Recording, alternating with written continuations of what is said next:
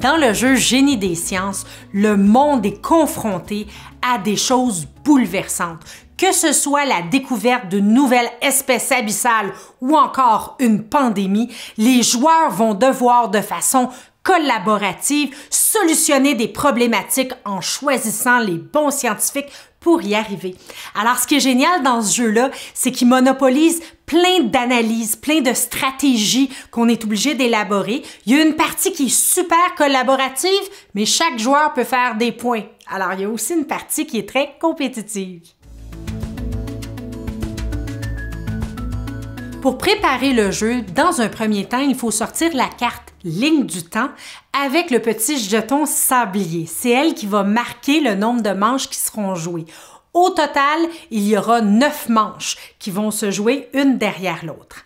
Ensuite, on va sélectionner les différentes cartes métiers et on va les étaler sur la table de manière à ce que tous les joueurs puissent s'y référencer au besoin. Ensuite, on va mélanger toutes les cartes des scientifiques et en faire une pioche sur le côté.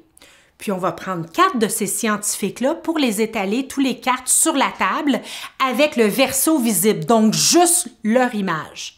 Finalement, on va prendre tous les événements qu'on va mélanger pour en faire une autre pioche. Une fois que c'est fait, tout est prêt, il ne reste plus qu'à jouer.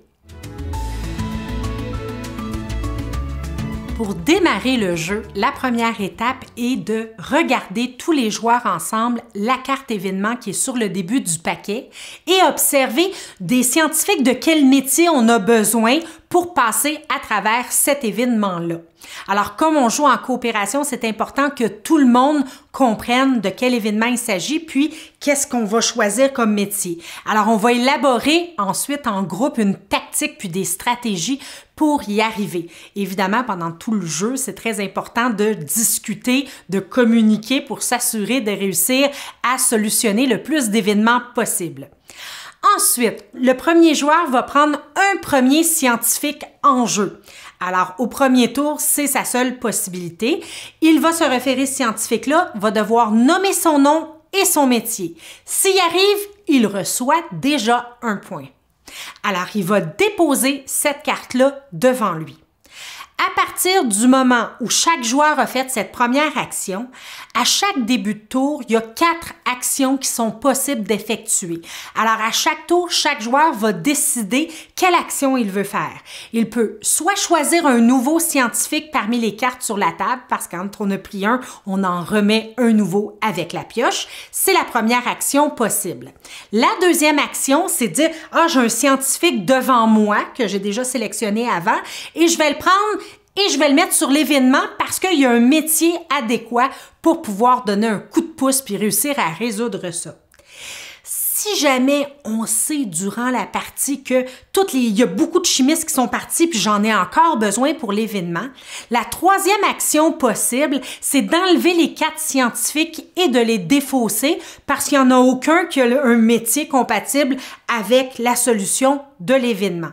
Finalement, on peut aussi prendre toute la pioche avec tous les scientifiques qui ont déjà été défaussés et tout remélanger pour faire une pioche qui est totalement nouvelle et neuve.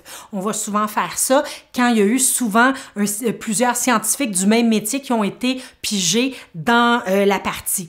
Alors, à chaque tour, on a le choix de faire un de ces 4 éléments. Évidemment, on va souvent y aller par concertation et observer aussi ce que les autres joueurs ont comme type de métier ou comme scientifique.